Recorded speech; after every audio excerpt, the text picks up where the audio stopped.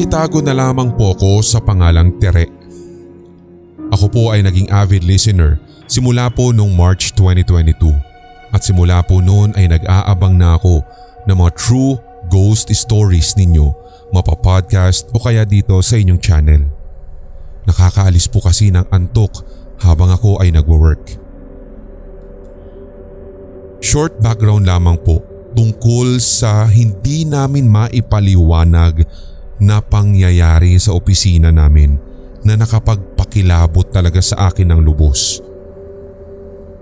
Since pandemic, sa office na po kami natutulog at may kanya-kanya po kaming kwartong tulugan maliban sa akin dahil ayoko pong matulog ng mag-isa sa opisina na yun. Marami po kasi talagang nagpaparamdam base na rin sa mga kwento ng mga matatanda na sa kumpanya namin. Katulad na lamang din ng security guard na nagpapakita daw sa reception. May batang naglalaro sa hagdanan, itim na lalaking nakaupo daw sa sofa at yung white lady na palakad-lakad at tila paikot-ikot lamang sa kahabaan ng hallway namin. Araw-araw po noon ay 10 kaming natutulog sa office. Pero dahil last week na po ng December, 4 na lamang po kaming natitira sapagkat nakabakasyon na yung iba. Yung mga kwarto po namin ay double door na soundproof dahil na rin sa nature ng business ng company. December 27 to 29, 2021 nang mag-aayos na kami sa office kasi po papasok na ang bagong taon. Para bang nag-general cleaning kami na kung saan ni-rearrange o kaya itinapon namin yung iba pang mga hindi mahahalagang kagamitan sa aming kumpanya. Naniniwala din kasi yung boss namin na dapat ganoon daw ang aming gawi kapag sasalubungin ang bagong taon para maging maaliwalas daw ang pagsapit ng bagong taon o ng Enero sa aming kumpanya. Pati nga po yung mga papeles na for shredding sa bodega ay inayos din namin. Pero dito po yata kami nagkamali. Kahit 4 lang po kami na matutulog ay nagkanya-kanya pa din po kami ng kwarto para na rin syempre sa privacy. First time na matulog ako ng mag-isa sa room dahil nasa probinsya na po yung roommate ko. Nung unang gabi, okay naman po. Wala namang nagpaparamdam o nangyaring hindi maganda. Hanggang sa last night namin noong December 28 ng gabi. Ginabi na po kami sa pag-shred ng mga papeles sa bodega. Nung matutulog na po kami, muli ay kanya-kanya na naman ng kwarto. Ako naman ay mas piniling maggitara muna sa kwarto bilang pampaantok at hanggang sa hindi ko na nga po namalaya ng oras at 11:30 na iyon. Doon na ako naglatag sa sofa bed pero naka-on yung computer ko para magdamaga ng sound trip kasi takot talaga ako sa totoo lang. Bukod doon, Sir Red, para sure, wala din ako maririnig na kung ano-ano, naka-headset pa ako at todo volume. Wala pong naging problema at nakatulog ako kaagad. Hanggang sa naalimpungatan po ako. Natanggal kasi yung headset ko. Dito na po nagsimula ang lahat. Nabanggit ko nga po kanina na 2-door at soundproof rooms ang naroroon sa aming kumpanya. Nakalimutan kong isara yung outer door ng room ko kaya ang nakasara lang ay yung inner. Doon nga, Sir Red, ay may mga naglalakad po ng pabalik-balik sa hallway ng rooms namin. May nakatakong, meron din para mga kakaibang yabag. Pero imposibleng makakasama ko yun. Inisip ko na lang na baka may nag-CR dahil katabi ng room ko po yung CR. Pero nakapagtataka dahil parang non-stop at sunod-sunod yung mga naglalakad. Tiningnan ko pa nga yung oras and to be exact, 2:47 AM pa lamang. 4 lang kaming nasa opisina nun. Pero sa nadidinig ko na mga yabag na nagpapabalik-balik, higit sa 4 iyon. Higit sa 4 yung dumaraan ng pabalik-balik hanggang sa ito na. May kumatok po sa pinto ko.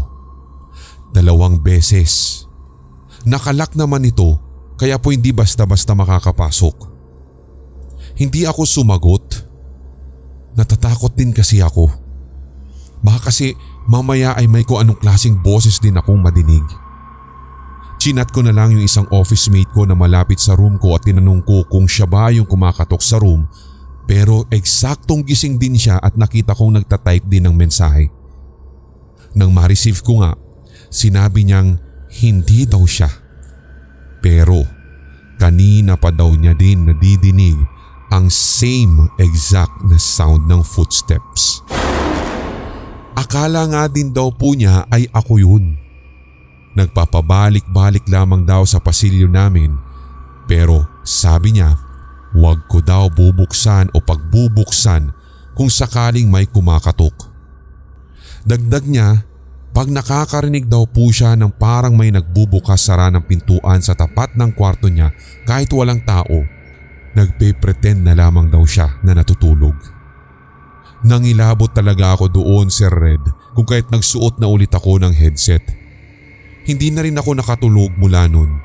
Nanood na lamang po ako ng iba't ibang nakakatawang video sa TikTok para nang sa ganun ay hindi ko marinig yung mga ingay o yung mga misteryosong mga footsteps mula sa hallway at nang ma-divert o convert man lang kahit papano yung takot ko sa ganitong klaseng paraan. Hanggang 6 AM nang lumabas na ako ng room, wala pa din yung mga dumadaan.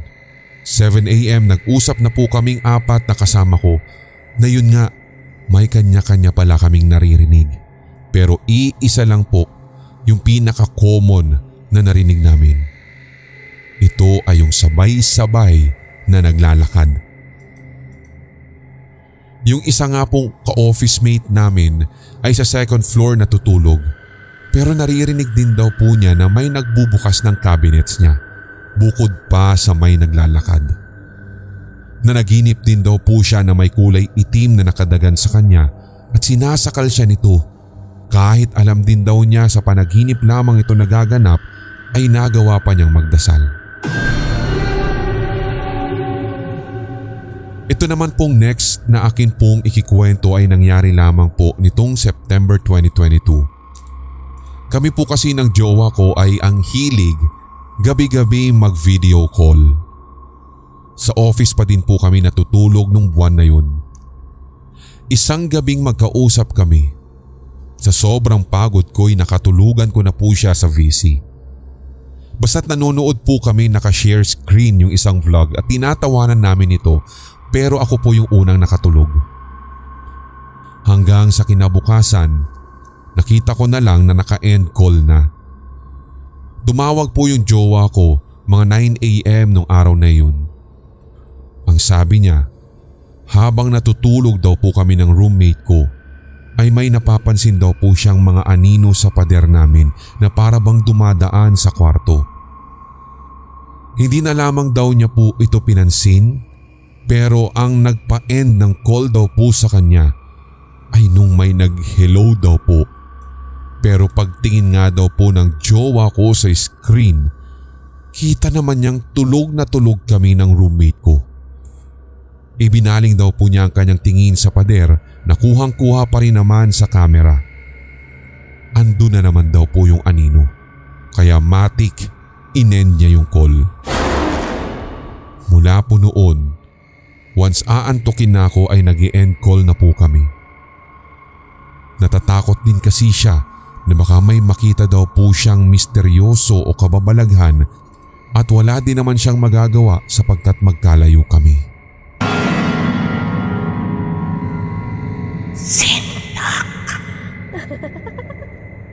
Magandang gabi po sa lahat.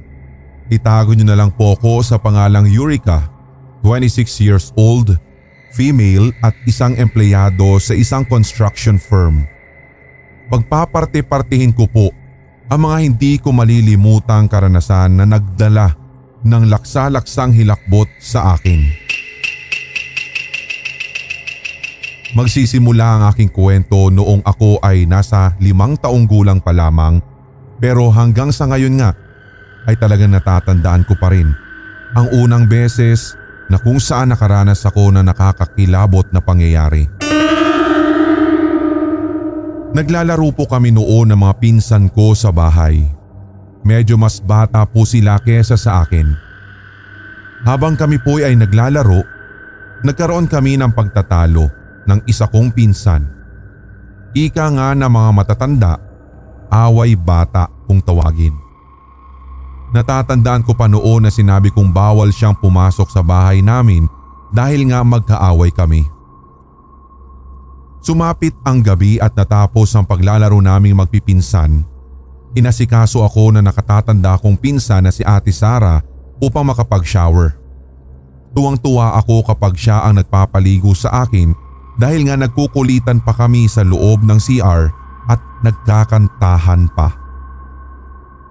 Matapos akong mag-shower ay umakyat na ako sa second floor ng aming bahay kung saan naroroon ang aming kwarto. Ngunit pag-akyat ko, dahil na rin sa dilim ng kwarto at gabi na rin iyon, ay pinilit kong abutin yung switch ng ilaw. Subalit hindi ko nga po ito nabuksan, gawa nga ng maliit pa ako at hindi ko po ito maabot. Bababa na sana ako para tawagin ang aking ate upang magpatulong na i-on ang switch. Ngunit napatigil ako nang mapansin kong parang may nakatitig sa akin mula sa kalagitnaan mismo ng kwarto. Andun lamang siya at nakatayo.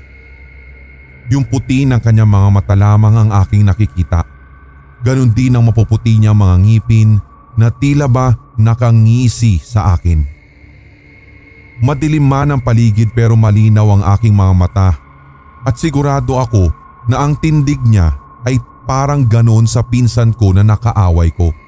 Kaya ang sabi ko, "Bakit ka nandito? Di ba sabi ko sa'yo bawal kang pumunta dito sa bahay?" Pero hindi siya umimik. Tila ba nakalutang lang siya at mas naaaninag ko pa ang kanyang mga mata at ngipin at unti-unti nga siyang lumalapit sa akin. Ang mga ngisi niya ay halos parang abot na nga sa kanyang tenga at nagiging kakaiba na. Tsaka niya rin inunat ang kanyang kanang kamay na parang gusto niya akong hilahin at dalhin kung saan mang dimensyon. Nagsimula na akong kilabutan at alam kong hindi siya ang pinsan ko dahil kakaiba ang kanyang ikinikilos. Dahil doon, pumaripas na ako ng takbo papalabas ng kwarto at kahit takot na takot ako sa pagbaba ng hagdan ay pinilit ko talaga na makababa.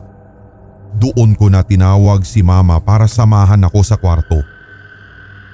Kinabukasan ay kinausap ko ang aking pinsan pero syempre yung tono ng boses ko ay may halong pagkainis pa rin.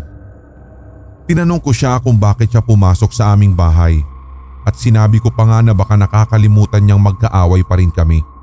Pero sa isip-isip ko ay gusto ko lang malaman kung siya ba talaga yung nakita ko nung gabi.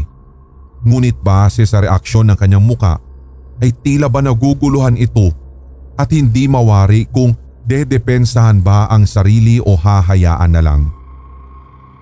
Sinabi pa niya na hindi naman na raw siya lumabas nung gabi pagkatapos naming maglaro. At doon ko nga nakumpirma na hindi nga siya iyon. Taong 1999 pa iyon kaya wala pa akong idea kung ano ang aking nakita.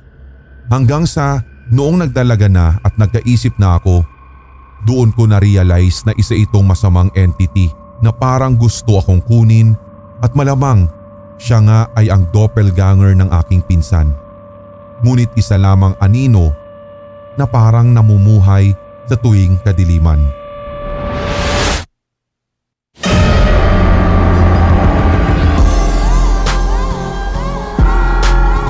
At inyong napakinggan ang tampok na one-shot Tagalog horror story.